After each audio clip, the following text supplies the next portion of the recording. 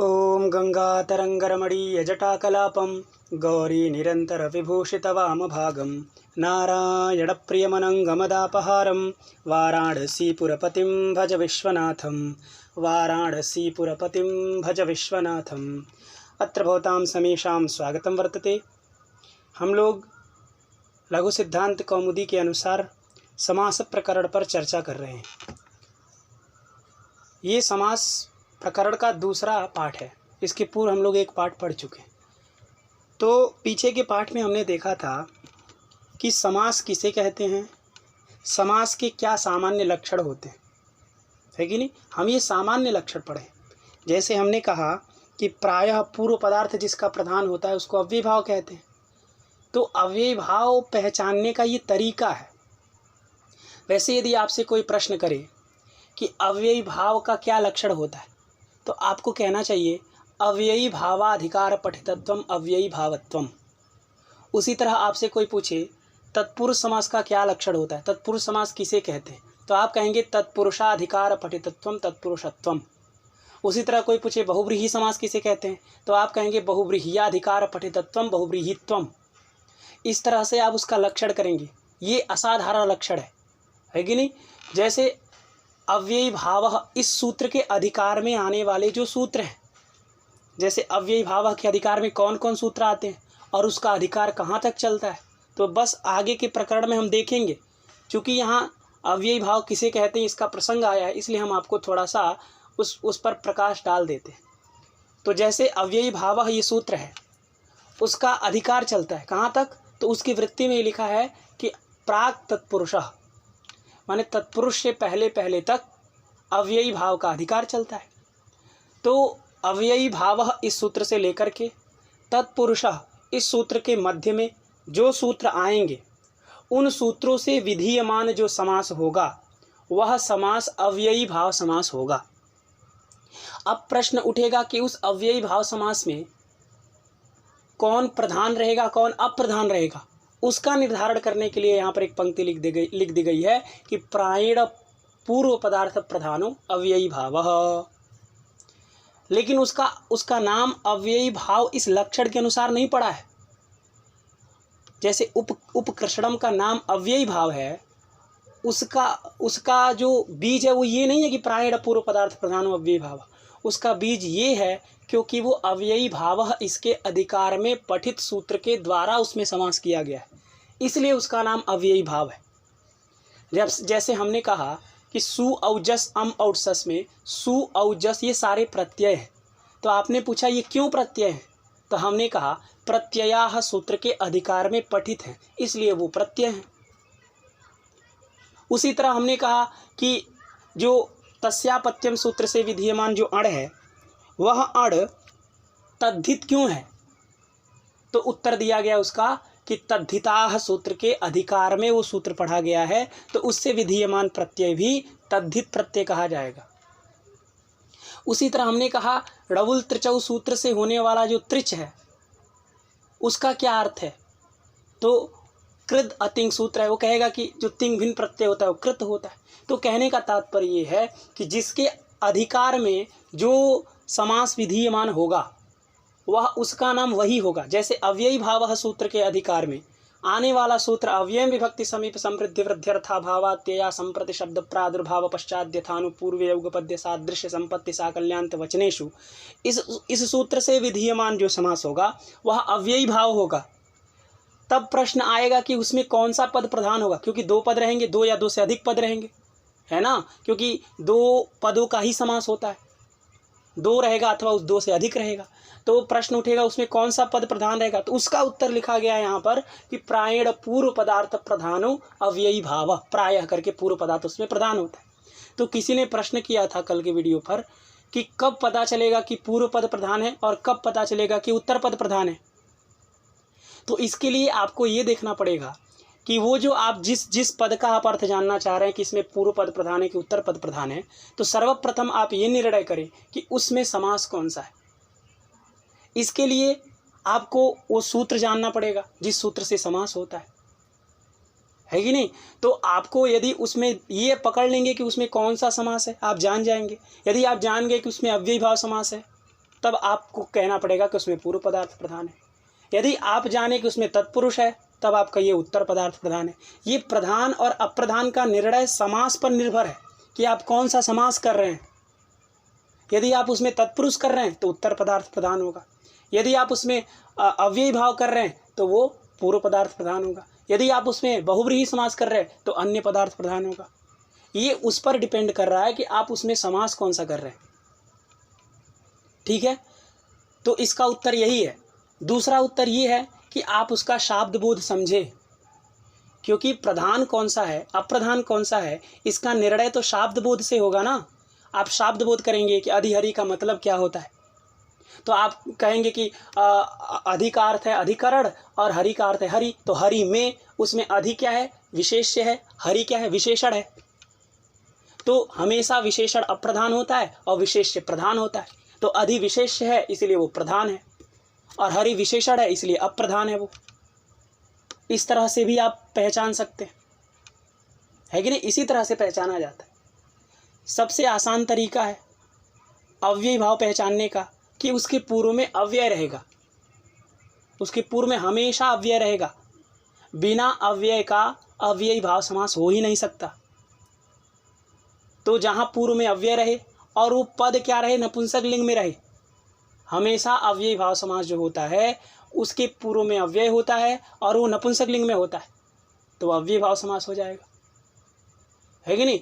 तो इस तरह से हम पहचान करते हैं। बात समझ में आ गई। तो चलिए आज का पाठ प्रारंभ करते हैं। तो पीछे के पाठ में हमने देखा था कि अथ का अर्थ किए थे हम लोग आरभ्यते, समासा माने समास आरंभ हो रहा है, ठीक है ना। अथ ये अव्यय होता है। अथ क्या है, ये अव्यय है, तो इसका रूप नहीं चलता है अथः अथौ अथाह, इस तरह रूप नहीं चलता है। समासा भले आप बहुवचन किए हैं लेकिन अथ केवल अथ ही रहेगा, अथाह समासाह इस तरह नहीं हो सकता। क्यों, क्योंकि अथ अव्यय है और अव्यय से उत्तर विभक्तियों का लोप हो जाता है, इसलिए हमेशा अथ रहेगा, ठीक है। तो ये हम लोग देख लिए थे। अथ माने आरभ्यते, समासः माने समास का आरंभ कर रहे हैं।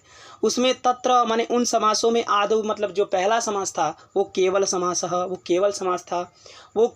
और समास कितने होते हैं तो लिखिए समासः पंचधा, समास 5 प्रकार के होते हैं। तत्र उस 5 प्रकार के समासों में जो समास होता है वो समसनम को कहते हैं। समसनम का अर्थ होता है संक्षेपः, संक्षेपः का अर्थ होता है एक पदी भवनम। तो बहुनाम पदानाम मिलित्वा एक पदी भवनम समासः, इस तरह हम लोग अर्थ करते हैं। उसके बाद सच, और वह जो समास है उसमें जो के विशेष संज्ञा विनिर्मुक्तः, जो विशेष संज्ञाओं से मुक्त हो, मतलब विशेष संज्ञा माने अव्ययी भाव ये विशेष संज्ञा है कि नहीं। तत्पुरुष ये विशेष संज्ञा है। उसी तरह बहुव्रीहि ये विशेष नाम है। तो इनसे से जो मुक्त हो, जिसका कोई नाम ही ना हो। जैसे आपने कोई मनुष्य है, 4 मनुष्य हैं, 4 मनुष्यों में 3 का तो आपने नाम रख दिया कि ये क्या है क्षत्रिय मनुष्य है, फिर दूसरे को आपने कहा ये वैश्य मनुष्य है, तीसरे को आपने कहा ये शूद्र मनुष्य है, लेकिन आप चौथे का नाम रखे ही नहीं कोई। तो चौथा ऐसा नहीं, वो मनुष्य है लेकिन केवल मनुष्य है कि नहीं। 3 का तो आपने नाम रख दिया विशेष विशेष, एक मनुष्य का क्षत्रिय रख दिया, एक का वैश्य रख दिया, एक का शूद्र रख दिया, एक का आपने नाम ही नहीं रखा, तो वो क्या हो गया, वो केवल मनुष्य हो गया। उसी तरह से यहाँ है, आपने किसी का अव्ययी भाव नाम रख दिया, किसी का तत्पुरुष नाम रख दिया, किसी का बहुव्रीहि नाम रख दिया, किसी का द्वंद्व रख दिया, किसी का कर्मधारय रख दिया, और कुछ ऐसे समास है जिसका आपने कुछ नाम ही नहीं रखा, तो उस समास को हम कहेंगे केवल समासः। बात समझ में आ गई। तो विशेष संज्ञा विनिर्मुक्तः केवल समासः प्रथमः, वो प्रथम था। उसके बाद प्रायेण, प्रायः करके पूर्व पदार्थ प्रधान, जिसमें पूर्व पद का अर्थ प्रधान होता है उसको अव्ययी भावः द्वितीय, उसको अव्ययी भाव द्वितीय कहते हैं। उसके बाद प्रायेण, प्रायः जो उत्तर पदार्थ प्रधान, जिसमें उत्तर पद का अर्थ प्रधान होता है उसको तत्पुरुषस् तृतीयः, उसको तृतीय कहते हैं, जो तत्पुरुष कहते हैं जो तृतीय होता है। उसके बाद तत्पुरुष का ही भेद है कर्मधारय, और कर्मधारय का भेद है द्विगु। प्रायेण अन्य पदार्थ प्रधान बहुव्रीहि चतुर्थः, प्रायेण उभय पदार्थ प्रधानो द्वंद्वः पंचमः। ये चर्चा तो हम लोग पीछे के वीडियो में अच्छी तरह से कर लिए थे। अब उसके आगे हम लोगों को चलना है। तो देखिए आगे का सूत्र क्या है, समर्थः पद विधि। क्या सूत्र है, समर्थः पद विधि। ये सूत्र परिभाषा सूत्र है। कौन सूत्र है, परिभाषा सूत्र। सूत्र कितने प्रकार के होते हैं आप जानते ही हैं, संज्ञा च परिभाषा च विधिर्नियम एव च अतिदेशोधिकारश्च षड्विधम सूत्र लक्षणम। लक्षणम माने स्वरूपम। सूत्र का स्वरूप कितना है? 6 प्रकार के सूत्र होते हैं। संज्ञा सूत्र, परिभाषा सूत्र, विधि सूत्र, नियम सूत्र, अतिदेश सूत्र, है कि नहीं? इस तरह से एक और होता है संज्ञा च परिभाषा विधिर्नियम अतिदेशो अधिकार सूत्र। इस तरह से ये 6 प्रकार के सूत्र होते हैं। उन 6 प्रकार के सूत्रों में से ये कौन सा सूत्र है? तो आप कहेंगे परिभाषा सूत्र। प्रश्न आ सकता है कि समर्थः पदविधि इति सूत्रम किमस्ति? परिभाषा, अधिकार, संज्ञा, अतिदेश। तो आपको उसमें लगाना होगा परिभाषा सूत्र। ठीक है, तो देखिए समर्थः पदविधि परिभाषा सूत्र है। तो परिभाषा कहते किसको है कि नहीं? परिभाषा सूत्र है तो परिभाषा किसे कहते हैं? तो परिभाषा का लक्षण होता है अनियमे नियमकारिणी परिभाषा। क्या होता है? अनियमे नियमकारिणी परिभाषा। इसका मतलब क्या है? जहाँ अनियम हो, जहाँ कोई नियम ना हो, जैसे हमको समास कहाँ करना है, कहाँ समास नहीं करना है, यहाँ अनियम हो रहा है कि नहीं? राज्ञः पुरुषः में समास करना है, रिद्धस्य राजपुरुषः में समास नहीं करना है। तो कहाँ समास होता है, कहाँ समास नहीं होता है, यहाँ अनियम हो रहा था, अव्यवस्था हो रहा था। तो उस अनियम में नियम करने के लिए जो सूत्र आते हैं उनको हम परिभाषा कहते हैं। इसलिए उसका लक्षण क्या होता है? अनियमे नियमकारिणी परिभाषा। अनियमे नियमकारिणी परिभाषा। तो यहाँ भी अनियम है कि समास किसको होगा, समास किसको नहीं होगा, समास कब होगा, समास कब नहीं होगा, इस प्रकार का अनियम है, अव्यवस्था है। तो उस अव्यवस्था में व्यवस्थाकारिणी जो होता है उसी को परिभाषा कहते हैं, उसी को हम कहते हैं अनियमे नियमकारिणी परिभाषा। तो ये हो गया परिभाषा सूत्र। अब इस सूत्र में पद कितने हैं? तो इस सूत्र में 2 पद हैं। समर्थः इति प्रथमांतम पदम, पदविधि इति प्रथमांतम पदम, है कि नहीं? मतलब समर्थः ये प्रथमांत पद है, पदविधि ये भी प्रथमांत पद है। द्विपदात्मकम इदम सूत्रम, ये इसमें 2 पद हैं इस सूत्र में। ठीक है, बात स्पष्ट है। अब अर्थ क्या होते हैं? समर्थः पदविधि का मतलब क्या होता है? ठीक है, तो देखिए पहले हम समर्थः को जानते हैं। समर्थः क्या होता है? समर्थ में ही समास होता है। समर्थ जहाँ रहेगा वहीं समास होगा। ये समास का उपजीव्य सूत्र है। जहाँ समर्थ रहेगा वहीं समास होगा। यत्र समर्थः नास्ति तत्र समासोपि न भवति। अब समर्थ क्या होता है पहले ये जाने, तब तो पता चले कि जहाँ समर्थ है वहाँ समास होगा कि नहीं होगा। तो समर्थ का अर्थ करते समय भाष्यकार ने सम के 2 अर्थ कहे हैं, है कि नहीं? सम है और आगे अर्थ है। सम ये निपात है। क्या है? अव्यय है, निपात है। तो उस अव्यय का, उस सम अव्यय का 2 अर्थ है। क्या क्या अर्थ है भाई? एक अर्थ है संबद्ध, एक अर्थ है संश्लिष्ट। क्या क्या अर्थ है? सम के 2 अर्थ हैं वहाँ पर। एक है संबद्धार्थः और एक है संश्लिष्टार्थः। संबद्धार्थः को हम लोग कहते हैं व्यपेक्षाविद सामर्थ्य और संश्लिष्टार्थ को कहते हैं एकार्थी भाव रूप सामर्थ्य। समझ में आया? तो संबद्धार्थ क्या होता है? तो देखिए राज्ञः पुरुषः राजपुरुषः 2 शब्द हमारे पास है। उसमें राज्ञः पुरुषः ये दोनों संबद्ध अर्थ वाले हैं। संबद्ध अर्थ का मतलब क्या है? जैसे राज्ञः पुरुषः में राज्ञः ये जो पद है वह पुरुषः पद के साथ संबद्ध है। संबद्ध है माने संबंध है, दोनों का एक दूसरे के साथ संबंध है। राज्ञः का पुरुषः पद के साथ संबंध है। कौन सा संबंध है? तो आप कहिए स्वस्वामी भाव संबंध है। क्या संबंध है? स्वस्वामी भाव। स्व माने होता है पुरुष और स्वामी हो गया कौन? राजा। तो स्वस्वामी भाव संबंध है वहाँ पे। तो राज्ञः का पुरुषः के साथ संबंध है। तो आप कहेंगे ये संबंध कैसे बनता है कि नहीं? संबंध कैसे बनता? जैसे आदमियों में तो संबंध बनता है, आप उसके पुत्र हैं तो आपके पिता हैं, तो वहाँ संबंध बन गया, जन्य जनक भाव संबंध। उसी तरह यहाँ पदों में भी संबंध बनता है। राज्ञः एक पद है, पुरुषः ये दूसरा पद है, तो इनका भी आपस में संबंध बनेगा। तो किससे बनेगा? किस कारण से हम कह रहे हैं कि राज्ञः ये पुरुष के साथ संबद्ध है? ये आपके मन में जिज्ञासा हो रही होगी। तो उसको शांत करने के लिए मैं उत्तर देता हूँ कि जहाँ पर आकांक्षा, योग्यता और सन्निधि होती है वहीं पर संबंध होता है। बात समझ में आ गई? जहाँ पर आकांक्षा हो, योग्यता हो और सन्निधि हो, ये तीन चीज़ों से ही दो पद आपस में क्या होते हैं? संबंध होता है उनका, आपस में संबद्ध होते हैं, आपस में जुड़ते हैं। ठीक है, तो आकांक्षा क्या होता है? तो आकांक्षा आप जानते हैं क्या होता है कि आकांक्षा का मतलब होता है कोई आपने वाक्य बोला, आपने बोला राज्ञ, तो उसका अर्थ हो गया राजा का, राज संबंधी।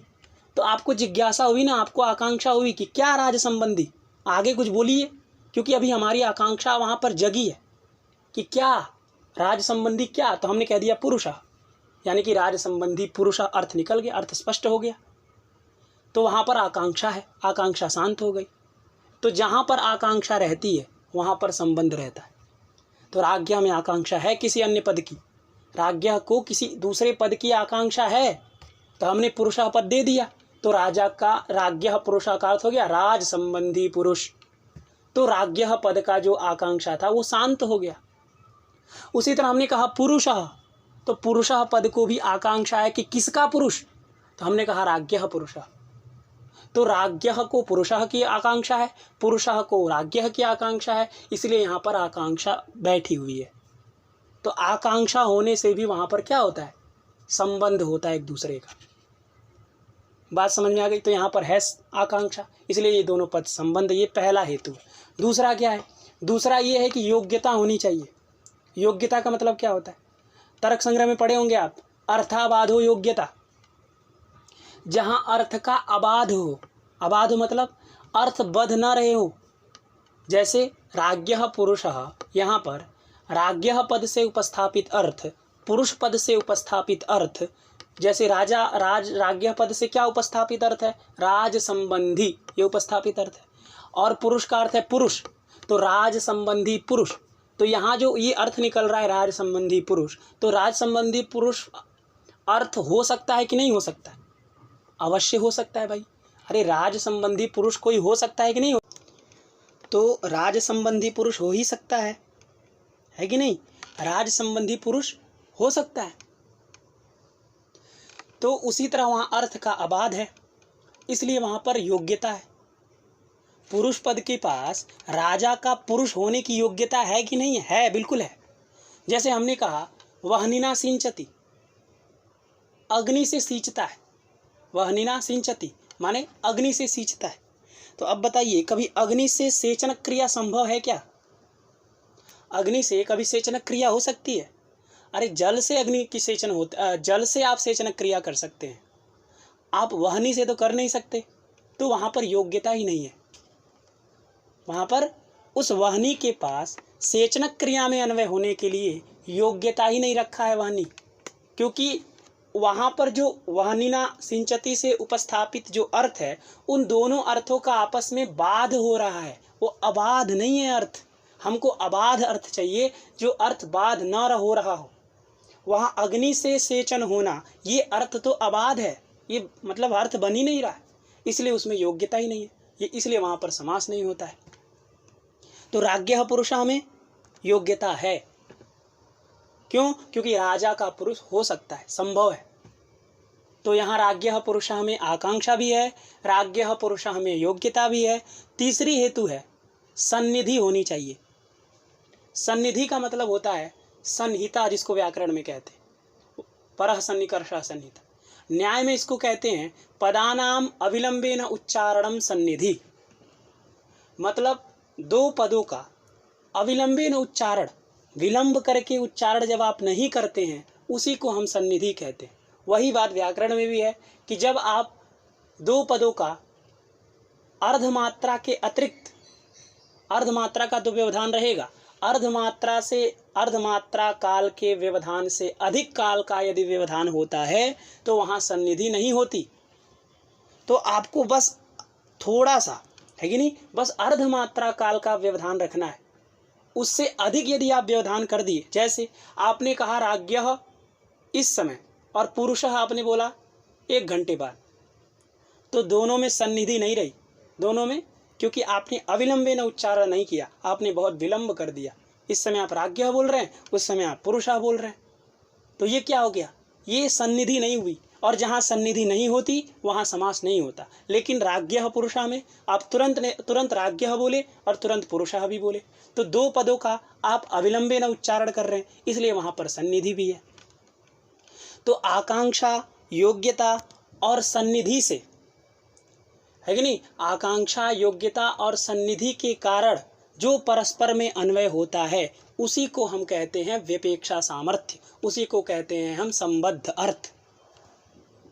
इसका लक्षण होता है स्वार्थ पर्यवसायिनां पदानां आकांक्षा योग्यता सन्निधिवशात् यह परस्पर संबंधः सा व्यपेक्षा। इसको आप लिख सकते हैं। बात समझ में आई कि स्वार्थ पर्यवसायी, स्वार्थ का मतलब होता है अपना अर्थ, स्वस्य अर्थः स्वार्थः, तो अपना अर्थ। जैसे राज्ञः का अपना अर्थ क्या है, राज संबंधी, तो अपने अर्थ में पर्यवसायी माने होता है पूर्ण, तो जो अपने अर्थ में पूर्ण है, तो राज्ञः अपने अर्थ में पूर्ण है, राज संबंधी उसका अर्थ है, वो अपने अर्थ में पूर्ण है। और पुरुषः भी अपने अर्थ में पूर्ण है, क्योंकि उसको भी अपना अर्थ है उसके पास, पुरुषः के पास, है कि नहीं। तो राज्ञः भी अपने अर्थ से पूर्ण है, पुरुषः भी अपने अर्थ से पूर्ण है, तो वो दोनों क्या हो गए, स्वार्थ पर्यवसायी पद हो गए, अपने अर्थ से पूर्ण हैं वो दोनों, इसलिए वो क्या हो गए, स्वार्थ पर्यवसायी पद हो गए। तो स्वार्थ पर्यवसायी पद, है कि नहीं, स्वार्थ पर्यवसायी पद जब आकांक्षा से, योग्यता से और सन्निधि से, स्वार्थ पर्यवसायिनां पदानां आकांक्षा योग्यता सन्निधि वशात, वश माने कारण, तो सन्निधि से क्या माने आकांक्षा के कारण, योग्यता के कारण और सन्निधि के कारण यह परस्परान्वय, जो परस्पर में अन्वय होता है उनका, उसी को हम व्यपेक्षा सामर्थ्य कहते हैं। तो राज्ञः पुरुषः में स्वार्थ पर्यवसायी पद राज्ञः भी है, पुरुषः भी है, ये दोनों पद आकांक्षा इनमें है, राज्ञः में भी पुरुषः में भी, योग्यता भी है, राजा का पुरुष संभव है, हो सकता है, अर्थ का अबाध हो रहा है तो योग्यता बैठी हुई है। वैसे ही सन्निधि भी है, क्योंकि हम तुरंत उच्चारण कर रहे हैं, हम प्रहरे असहोच्चारितानि नहीं कर रहे हैं, इसके चलते यहाँ पर क्या है, सन्निधि भी है। इसलिए क्या हो गया, ये हो गया व्यपेक्षा सामर्थ्य। राज्ञः पुरुषः में क्या है, व्यपेक्षा सामर्थ्य है, जब सामर्थ्य है तो समास होगा। बात समझ में आ गई। तो समर्था का मतलब क्या हो गया, सम का एक अर्थ तो स्पष्ट हो गया, क्या, संबद्धार्थ, जो आपस में संबंध अर्थ होता है उसको हम लोग कहते हैं संबद्धार्थ, और उसी का दूसरा नाम है व्यपेक्षा सामर्थ्य। बात समझ में आ गई। उसके बाद दूसरा जो सम का अर्थ है वो है संश्लिष्ट, संश्लिष्ट अर्थ, संश्लिष्ट अर्थः समर्थः। तो संश्लिष्ट अर्थ क्या होता है, तो संश्लिष्ट अर्थ उसको कहते हैं, जैसे संश्लिष्ट अर्थ का उदाहरण देते हुए भाष्यकार देते हैं एकीभूतम घृतम, जैसे घी एक हो गया है, घी क्या हो गया, एक हो गया है, घी अलग अलग है, दो कटोरे में हमने रखा लेकिन उसको हमने मिला दिया, तो मिला दिया तो घी एक हो गया एकदम। अब पता ही नहीं चल रहा है कि उसमें कौन सा पहले इस कटोरा वाला घी है, कौन सा इस कटोरा वाला घी है, नहीं पता चलेगा ना। उसी तरह संश्लिष्ट अर्थ होता है, मतलब दो पद अलग अलग रहते। व्यपेक्षा में क्या रहता था, दो पद अलग अलग रहते थे, राज्ञः पुरुषः दोनों अलग अलग पद है, लेकिन जब संश्लिष्ट रहेगा, संश्लिष्टार्थ रहेगा, उसमें एक हो जाएंगे। जैसे राजपुरुषः, जैसे हम समास करने के बाद जब बना देते हैं राजपुरुषः, तो अब वो एक हो गया है। अब राज्ञः अपने अलग अर्थ को नहीं कहेगा, पुरुषः अपने अलग अर्थ को नहीं कहेगा, अब दोनों संश्लिष्ट हो गए हैं, मिल गए हैं, और मिल जाने से एक समुदाय शक्ति से एक दूसरे अर्थ को कहेंगे, एक राज संबंधी पुरुष को कहेंगे। उसमें ना राज अपने अर्थ को कहेगा ना पुरुष अपने अर्थ को कहेगा, वो पूरे समुदाय मिल करके, समुदाय माने समूह, तो राज और पुरुष ये दो पदों का समूह मिल करके जो राज पुरुष बना है, वह राज पुरुष एक अपने विशिष्ट अर्थ का प्रतिपादन करेंगे, जिसका नाम होगा राज संबंधी पुरुष। इसी को हम लोग कहते हैं, इसी संश्लिष्ट अर्थ को कहते हैं एकार्थी भाव सामर्थ्य। क्या कहते हैं, एकार्थी भाव सामर्थ्य। एकार्थी भाव सामर्थ्य क्या होता है, उसका भी लक्षण है। जैसे उसका लक्षण क्या है, पृथक पृथक अर्थोपस्थापकानां पदानां समुदाय शक्त्या विशिष्टैकार्थ प्रतिपादकता रूपम एकार्थी भाव लक्षणम। इसको भी आप चाहें तो लिख सकते हैं। इसका अर्थ क्या है? देखिए, इसका अर्थ ये है कि पृथक पृथक अर्थोपस्थापकानाम, पृथक माने होता है अलग, तो अलग अलग अर्थों को कहने वाले, उपस्थापक माने उपस्थापन करने वाले, तो पृथक पृथक अर्थोपस्थापकानाम पदानाम, अलग अलग अर्थों को कहने वाले जो पद, तो अलग अलग अर्थों को कौन पद कहते थे? तो राज्ञः पुरुषा में राज्ञः ये अपने अलग अर्थ को कहता था, पुरुषः अपने अलग अर्थ को कहता था, तो पृथक पृथक अर्थोपस्थापक हो गए राज्ञः पुरुषः। वो पद है कि नहीं, पृथक पृथक अर्थोपस्थापकानाम पदानाम समुदाय शक्त्या, समुदाय शक्ति से, मतलब एक समूह की शक्ति से, जब विशिष्ट एकार्थ प्रतिपादकता रूपम, जब किसी विशिष्ट एकार्थ का प्रतिपादन करते हैं, माने किसी एक विशिष्ट अर्थ को कहते, एक अलग अर्थ को कहते, वो राज्ञः, उसमें पद में जो वाक्य था राज्ञः पुरुषः, उसमें राज्ञः अपने अर्थ को कहता था, पुरुषः अपने अर्थ को कहता था, लेकिन जब राजपुरुषः बन जाता है तो वहाँ जो समुदाय बनता है, उस समुदाय शक्ति से एक विशिष्ट अर्थ को निकाला जाता है, एक अलग अर्थ वहाँ बनता है कि नहीं? तो उसी को हम लोग कहते हैं एकार्थी भाव सामर्थ्य। आप नाम में भी देखिए एकार्थी भाव, एकार्थी भाव माने न एकार्थः इति अनेकार्थः और अनेकार्थः एकार्थः भवति इति एकार्थी भावः। जिसमें एक अर्थ नहीं है उसको तो कहेंगे अनेकार्थ। जैसे राज्ञः पुरुषः ये अनेकार्थ है, राज्ञ अपने अर्थ को कहेगा, पुरुष अपने अर्थ को कहेगा। तो जहाँ अनेकार्थ जो एकार्थ हो जाए, तो ये राज्ञः पुरुषः अनेकार्थ थे, वो एकार्थ हो गए राजपुरुषः। तो राजपुरुषः जब एकार्थ हो गए तो वो राजपुरुष हो गया एकार्थी भाव। तो राजपुरुषः में क्या है? एकार्थी भाव सामर्थ्य है। तो राज्ञः पुरुषः में विपेक्षा सामर्थ्य है और राजपुरुषः ये जो समस्त पद है, जो समासिक पद है, इस पद में क्या है? एकार्थी भाव रूप सामर्थ्य है। दो प्रकार का सामर्थ्य होता है, इसलिए हम लोग कहते हैं सामर्थ्यम द्विविधम विपेक्षा लक्षणम एकार्थी भाव लक्षणम च, इस तरह से कहते हैं।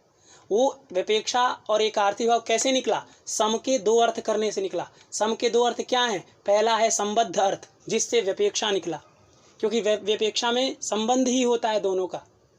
जैसे राज्ञः का पुरुषा के साथ संबंध है, लेकिन किससे? तो आकांक्षा, योग्यता और सन्निधि से होता है। बात समझ में आ गई? उसी तरह जो दूसरा अर्थ किए थे संश्लिष्ट अर्थ, तो उस संश्लिष्ट अर्थ से निकला एकार्थी भाव, जिसमें अर्थ चिपक जाए।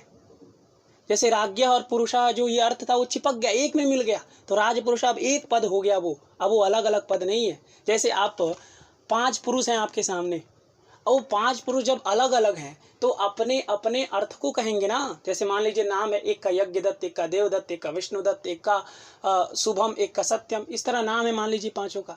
तो पांचों अपने अपने अर्थ को कहेंगे ना। शुभम अपने अर्थ को कहेगा, सत्यम अपने अर्थ को कहेगा, विष्णुदत्त अपने अर्थ को कहेगा, यज्ञदत्त अपने अर्थ को कहेगा, देवदत्त अपने अर्थ को कहेगा। लेकिन जब उन्होंने एक समुदाय बना लिया, उन्होंने एक समुदाय एक समूह बना लिया, तो अब उन लोगों का जो अपना स्वतंत्र का अर्थ था वो अर्थ छोड़ देंगे। अब उस समुदाय से जो एक अर्थ निकलेगा, जो एक विचार निकलेगा, जो एक शक्ति निकलेगी, उसी शक्ति को हम एकार्थी भाव कहते हैं। वो 5 मिल करके एक अर्थ को कहेंगे। वो अर्थ उन 5 से भिन्न होगा, 5 का अपना अपना नहीं होगा, वो अलग एक विशिष्ट अर्थ को कहेंगे। बात समझ में आ गई? तो उसी तरह यहाँ राज्ञः पुरुषः ये अलग अलग पद थे।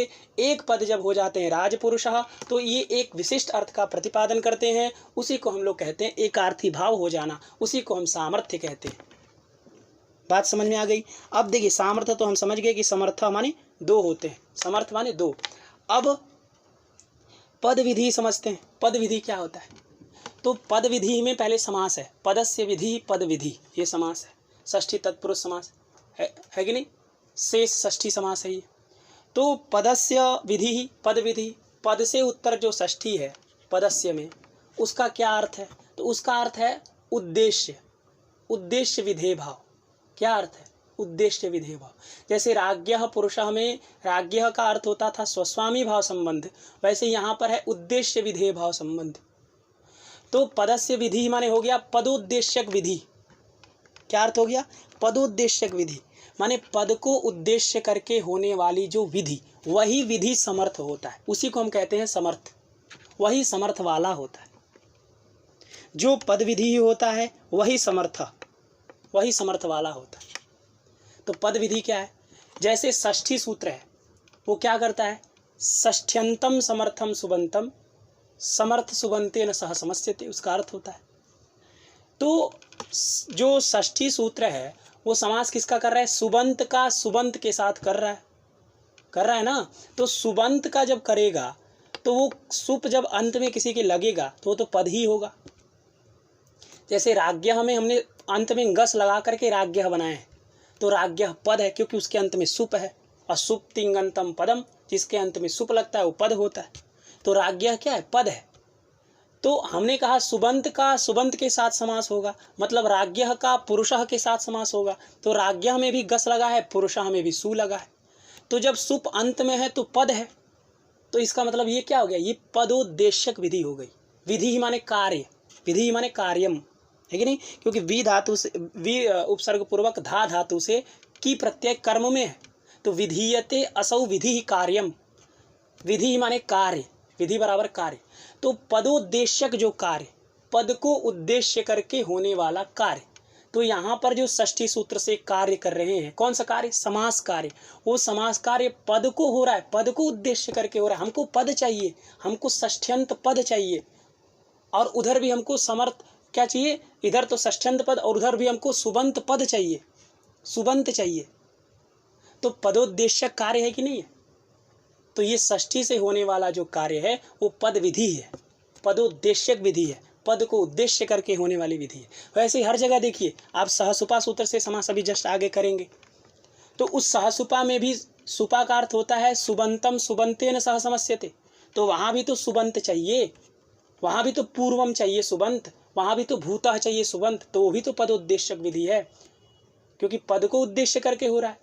हमको पद चाहिए पूर्वम और उधर भी पद चाहिए, तो हमको पदोद्देश्यक हमारी विधि है। हमारा कार्य क्या है? समास कार्य पदोद्देश्यक है। तो वहाँ भी पद विधि है, तो वहाँ भी समर्थ आ जाएगा। इसीलिए समर्थ हर एक समास विधायक सूत्रों में जाता है और कहता है कि समर्थ को होता है, समर्थ को होता है। यदि समर्थ नास्ति तर्हि तत्र समासोपि न भवति। बात समझ में आ गई? अब देखिए समर्थ, अब ये समझ में आ गया कि पद विधि माने जो पद विधि शास्त्र है, जो पद विधि है, जो पद विधि सूत्र है, उन सूत्रों में समर्थ ये पद जाता है। ये पद क्या है? जाता है। तो समर्थ का अर्थ होता है समर्थ वाला। तो पद संबंधी जो विधि है, पद संबंधी जो कार्य है, वो समर्थ वाला होता है। अब वाला अर्थ क्यों, कैसे हम निकाल रहे हैं? तो देखिए वृत्ति में क्या लिखा? पद संबंधी यो विधि। पद संबंधी जो विधि है माने पद को उद्देश्य करके जो कार्य हो रहे हैं, वह कार्य, विधि माने वह कार्य क्या होगा? समर्थाश्रित होगा। बोध्य माने जानना चाहिए। क्या? तो समर्थाश्रितः बोध्य माने समर्थाश्रित जानना चाहिए। पद संबंधी जो विधि है, पद संबंधी विधि क्या है? समास विधि। वह जो विधि है वह सह माने सह विधि, वह विधि, वह कार्य, वह समास कार्य समर्थाश्रितो बोध्य माने समर्थ वाला समझना चाहिए। आश्रिता माने होता है वाला, है कि नहीं? तो समर्थ वाला समझना चाहिए। मतलब जो भी आप षष्ठी सूत्र से समास करेंगे वह समास सामर्थ्यवान होना चाहिए, समर्थ वाला होना चाहिए। तो राज्ञः पुरुषः में व्यपेक्षाविद सामर्थ्य है और राज पुरुषः में एकार्थी भाव रूप सामर्थ्य है। इसलिए वहां पर समर्थाश्रित वो है, इसलिए वो समास है कि नहीं? तो पद संबंधी जो विधि होगी वह विधि समर्थाश्रित होती है, उसको समर्थाश्रित जानना चाहिए। बात स्पष्ट है, समझ में आ गई होगी। थोड़ी सी क्लिष्ट है लेकिन आपको समझ में आ जानी चाहिए। यदि ना आए तो पुनः आप कहें, फिर से मैं इसको कहूँगा, फिर से आपको बताऊँगा, क्योंकि ये सूत्र बहुत इंपॉर्टेंट है। समर्थ पद विधि, इसको जानते हैं? महाभाष्यकार जो लिखे हैं महाभाष्य, उसमें 84 आहनिक है। 84 आहनिक में एक आहनिक का मतलब होता है ना, एक दिन में लिखा गया, उसको एक आहनिक कहते हैं। तो महाभाष्यकार ने 84 आहनिक बनाए, इसका मतलब 84 दिन में वो भाष्य लिख डाले थे। 84 दिनों में भाष्य लिख डाले थे महाभाष्य। हम लोग यहाँ पर एक लघु सिद्धांत पढ़ने में 4 साल लगाते हैं, वहाँ महाभाष्य केवल 2 महीना 24 दिन में लिख डाले, 3 महीना भी नहीं लगाए, केवल 84 दिन। कितने सूत्रों पर? 3996 सूत्रों पर। पाणिनीय अष्टाध्याय में कितने सूत्र हैं? 3996। 4000 से 4 कम सूत्र हैं अष्टाध्याय में। तो देखिए, महाभाष्यकार ने लिखा कितना? 84 आहनिक। उसमें एक आहनिक पूरा समर्थ पद विधि पर बोलते रहे। एक दिन, पूरा एक दिन समर्थ पद विधि पर उनका व्याख्यान चलता रहा। समर्थ विधि पद विधि इतना बड़ा सूत्र था, इतना उसमें अर्थ छिपा था, है कि नहीं? सोचिए कितना बड़ा सूत्र है।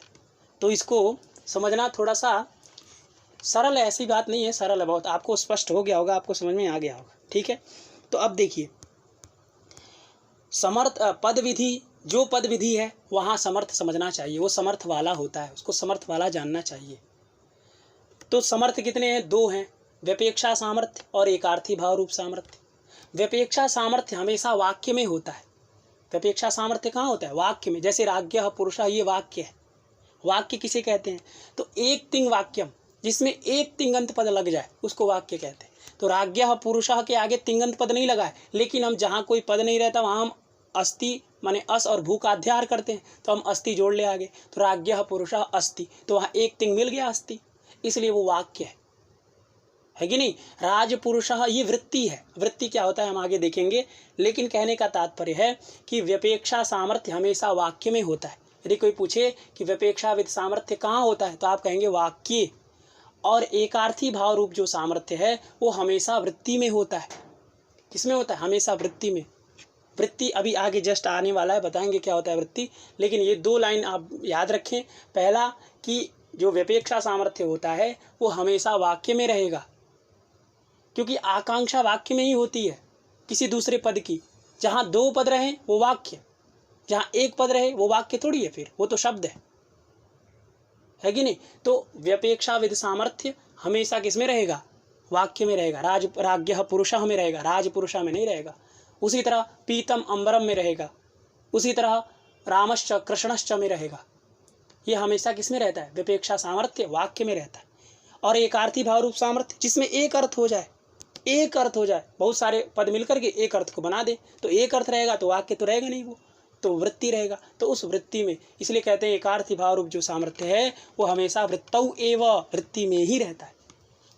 वृत्ति क्या होता है हम जस्ट आगे अभी पढ़ने वाले हैं। तो ये सूत्र समझ में आ गया होगा आपको कि जो पद विधि होती है, पदोद्देश्यक जो विधि होती है वह समर्थ वाली होती है, वो समर्था होती है। समर्था माने समर्थाश्रिता होती है। समर्थ में ना अर्ष आद्यजंत है, वो मतलब अर्ष आदिभ्यो अच सूत्र से समर्थ शब्द से अच प्रत्यय हुआ है।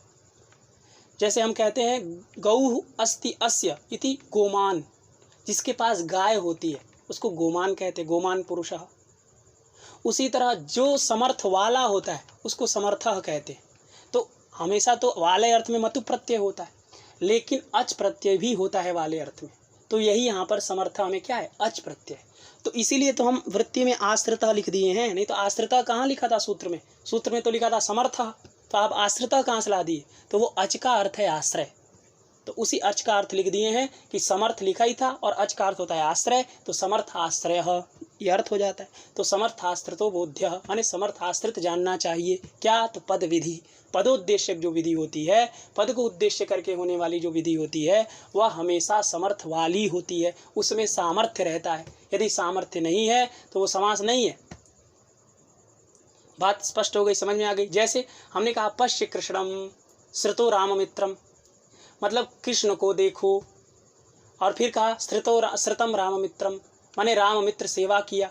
तो वहाँ कृष्णम का पश्य के साथ अन्वय है, तो उसके साथ अन्वय होकर के वो समर्थ है कि नहीं? उसका पश्य के साथ अन्वय है, तो पश्य के साथ अन्वय है, इसके चलते वो क्या है? पश्य में संबंध है।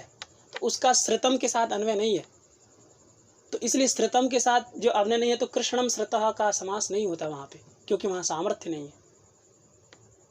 इसी तरह हम कहें रिद्धस्य राजपुरुषः, हमने कहा रिद्धस्य राजपुरुषः, तो रिद्धस्य माने होता है जो समृद्धशाली होता है, जो धनवान होता है, उसको कहते हैं समृद्ध पुरुष। तो जो समृद्ध पुरुष है वो राज है, आप कहना चाह रहे हैं। आप क्या कहना चाह रहे हैं कि रिद्धस्य राजपुरुषः, इसका मतलब समृद्धवान राजा का पुरुष, जो बड़ा धनवान है, जो बड़ा समृद्धशाली है, ऐसा राजा उसका जो पुरुष।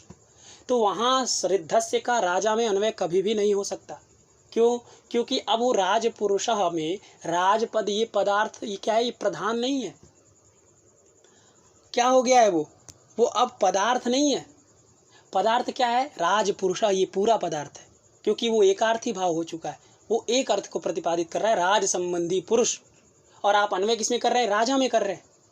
आप राजपुरुषा में करें तब तो समास हो सकता है, लेकिन आपने राजा में केवल अन्वय करना है। राजा के अभिप्राय से आप कह रहे हैं कि रिद्धस्य राजपुरुषः, तब वहाँ पदार्थ, वो जो एक देश है राज, उसमें अन्वय नहीं हो सकता। क्यों? क्योंकि नियम है पदार्थः पदार्थेन अन्वेति न तो तदैक देशेन। जो पदार्थ होते हैं वो पदार्थ में अन्वित होते हैं, उस पदार्थ के एक भाग में नहीं होते।